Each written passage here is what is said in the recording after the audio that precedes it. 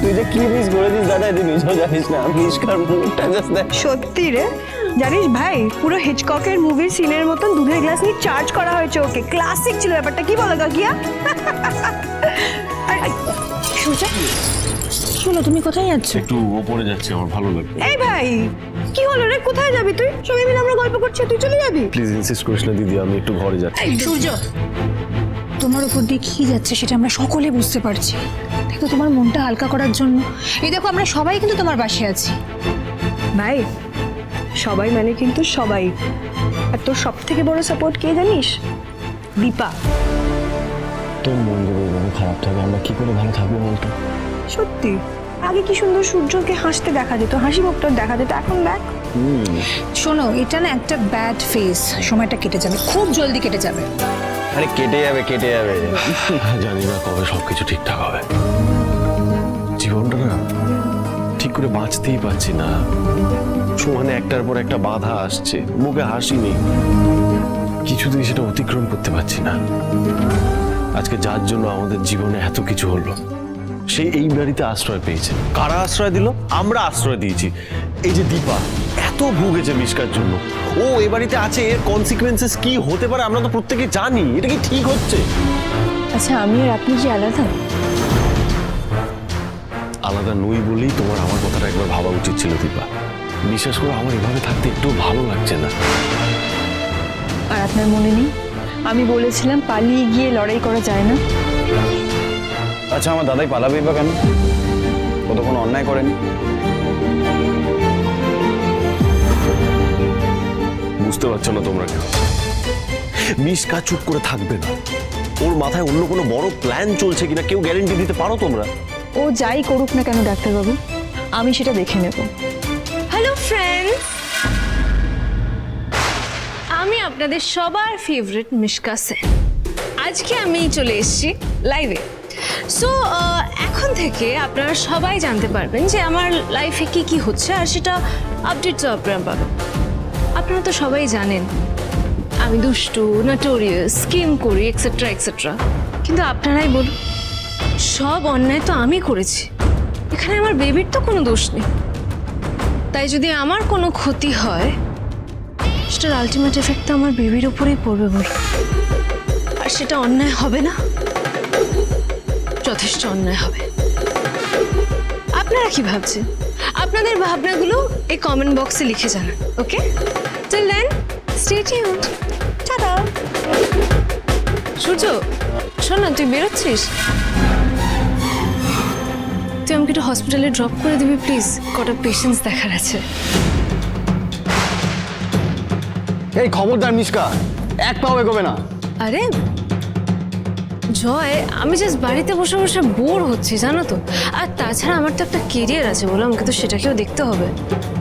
জয় আমাকে কতদিন ড্রপ করে না হসপিটাল, আমি তাই ওকে বলছিলাম।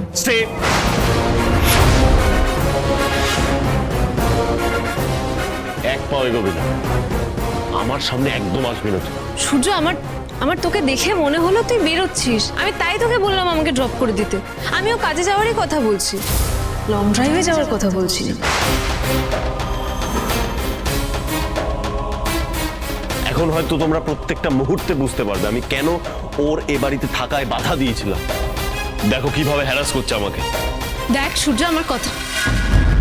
আমি তো তোমাকে বলেছি মিশকা, তুমি যা খুশি করে নাও, কিন্তু ডাক্তারবাবুর দিকে যেতে গেলে আমি তোমার সামনে এসে দাঁড়াবো।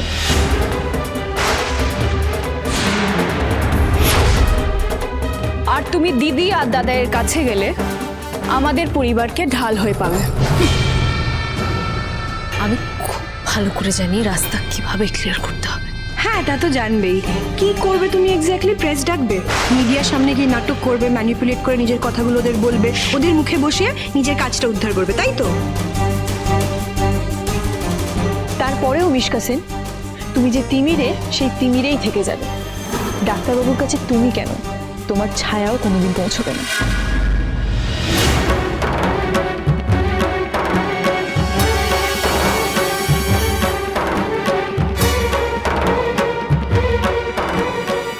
সূর্য, সূর্য, সূর্য, আরে দাঁড়াও, কোথাও বেরোবে না তুমি। আমি যাবো দীপা, আমি যাবই। দেখো মিশকা, প্রেগনেন্সির সময় তোমার যা যা কমপ্লিকেশন দেখা গেছে তাতে করে তোমার না বেরোনোই উচিত। এখন তুমি আমাকে বলে দেবে কি উচিত আর উচিত না?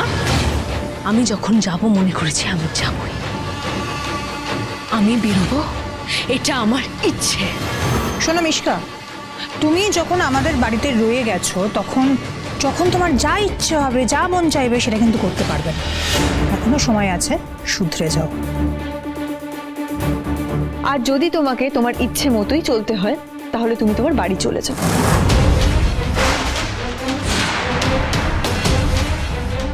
হিংসুকুটি, আমরা পচানটিকে আর ভয় পাবো না। দেখছো না পচানটি মাকে কেমন ভয় পাচ্ছে? শোনো, মায়ের কথা না শুনলে তোমার কপালে কিন্তু দুঃখ আছে। শোনো, তোমার শরীরটা খারাপ, তো সেই জন্য মা তোমাকে কাজ করতে বারণ করেছে। যা ঘরে যাও, নাহলে কিন্তু আমি তোমাকে একটা ঘরে বন্ধ করে দেবো।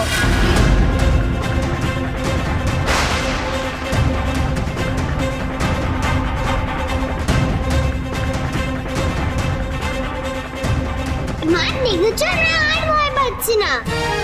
এরকম পাকা পাকা কথা বললে হবে? স্কুলে যেতে হবে না? মা, আজ স্কুলে যাবো?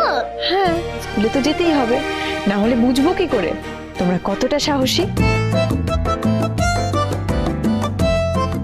চলো স্কুলে যেতে হবে, কাকাই রেডি?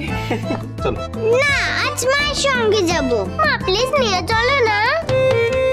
আচ্ছা ঠিক আছে, আজকে আমি তোমাদের দুজনকে স্কুলে নিয়ে যাব। যাও, গিয়ে তোমরা রেডি হয়ে নাও, যাও। ভাই, কাকিয়া, তোমরা মিশকাকে একটু চোখে চোখে রেখো, যাতে ও বাড়ির বাইরে না যেতে পারে। ওকে বস।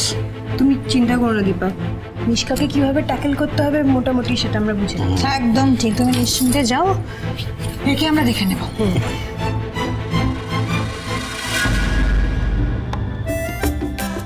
যা বলেছিলাম মনে থাকবে তো? আমার সোনা মেয়ে, যাও, আমি এসে নিয়ে যাব।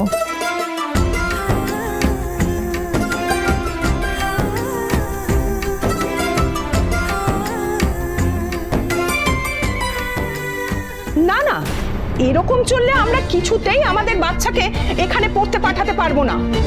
আপনারা প্লিজ একটু বোঝার চেষ্টা করুন, এরকম একটা ডিসিশন কি হুট করে নেওয়া যায়? আর তাছাড়া আপনাদের বাচ্চাদেরও তো একটা ফিউচার বলে কথা আছে। আপনি গ্যারান্টি দিয়ে বলতে পারবেন ওরা থাকলে আমাদের বাচ্চাদের ফিউচার নষ্ট হবে না?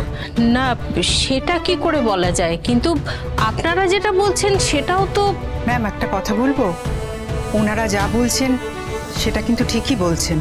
মানে? সোশ্যাল মিডিয়া আর টিভির দৌলতে আজকালকার বাচ্চারা প্রচুর ম্যাচিওরড, ওরা কিন্তু অনেকটাই বোঝে। কিন্তু তার সঙ্গে এর কি সম্পর্ক? সূর্য সেনগুপ্তের নামে যে স্ক্যান্ডালটা হয়েছে সেটা ওরা অনেকটাই জানে। এখন এরকম একটা কন্ট্রোভার্সিয়াল ফ্যামিলির বাচ্চাদের আমাদের কি অ্যালাউ করা উচিত? আপনারা কি বলছেন বলুন তো? কেন বুঝতে চাইছেন না? বিষয়টা তো জলের মতো পরিষ্কার, এটা তো আলাদাভাবে বোঝার কিছু নেই। এই স্কুলে হয় সোনা সেনগুপ্ত, রূপা সেনগুপ্ত পড়বে, না হয় আমাদের বাচ্চারা, ব্যাস। ঠিক, সোনা আর রূপা সেনগুপ্তকে আমরা এই স্কুলে আসতে দেব না। এখন প্লিজ বাচ্চাদের সামনে এই টপিকগুলো নিয়ে আলোচনা করবেন না, এটা আমাদের রিকোয়েস্ট। যা হচ্ছে তো সব তো খোলাখুলি হচ্ছে, ওরা কি কিছু জানে না নাকি? আপনি প্লিজ কিছু ব্যবস্থা নিন ম্যাম, এই বাচ্চাদের ফ্যামিলি প্রবলেম তো স্কুলকেও এফেক্ট করবে। কি হয়েছে? বাইরে থেকে চিৎকার চেঁচামেচি শুনলাম, তাই এলাম। কোনো সমস্যা হয়েছে কি?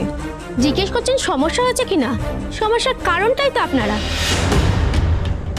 আপনাদের মতো কন্ট্রোভার্সিয়াল ফ্যামিলির বাচ্চাদের সাথে মিশলে আমাদের বাচ্চার প্রবলেম হবে। আমি এই ভয়টাই পেয়েছিলাম, এই জন্যই আমি ডক্টর সেনগুপ্তকে রিকোয়েস্ট করেছিলাম। এটা একটা রেপুটেড ইনস্টিটিউট, সবাই এখানে চান্স পায় না। আমাদের বাচ্চারা যখন চান্স পেয়েছে, আমরা যখন তখন তাদের ভালো মন্দ নিয়ে বলতেই পারি। আমরা খারাপটা কি করেছি শুনি? বলো, কার কি খারাপ হয়েছে আমাদের সঙ্গে মিশে?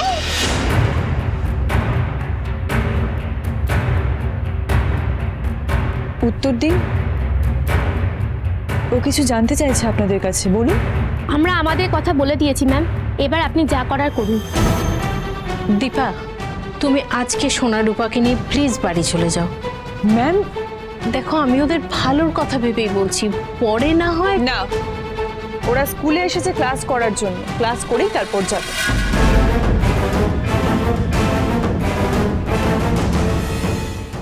কেন ক্লাস করবে না ওরা? সোনার বাবু তো আমাদের ফ্রেন্ড, ওরাও ক্লাস করবে আমাদের সাথে। এখন ক্লাসের টাইমে তোমরা এখানে কি করছো? গো। ম্যাম, সোনার বাবু ক্লাসে যাবে তো? বাবা মা ফ্যামিলির পরে বাচ্চাদের সব থেকে বড় শেখার জায়গা স্কুল। কিন্তু অন্যায় না করে শাস্তি পাওয়াটা কি ঠিক? আর ওরা কি এমন দোষ করেছে যার জন্য ওদের এত বড় শাস্তি দেওয়া হবে? আপনি বাচ্চাদের নিয়ে ক্লাসে যান প্লিজ। এটাই বলছিলাম, ক্লাসের টাইমে সবাই চলে এলো এখানে, ডিসিপ্লিনটাই নষ্ট হয়ে যাচ্ছে এই বাচ্চা দুটোর জন্য।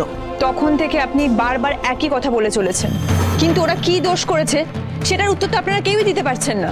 দোষ তো ওদের বাবার। যা চলছে আপনাদের বাড়িতে তার কোনো খবরই তো আর চাপা নেই। আমার ফ্যামিলি, আমার হাজবেন্ড কোনো রকম কোনো অন্যায়ের সাথে জড়িত নন, উনি নির্দোষ।